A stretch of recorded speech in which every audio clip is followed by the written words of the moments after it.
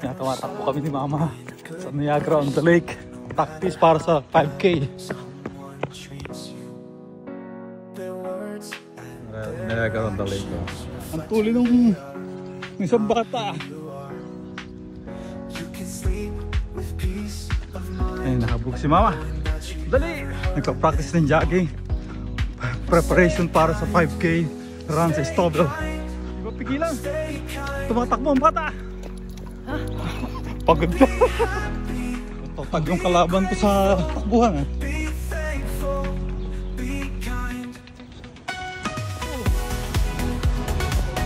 Yung panahon. Daming tao. Daming tao ngayon sa Niagara on the Lake. Oh, ayan.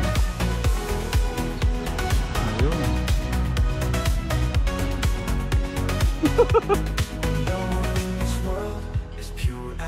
Woohoo!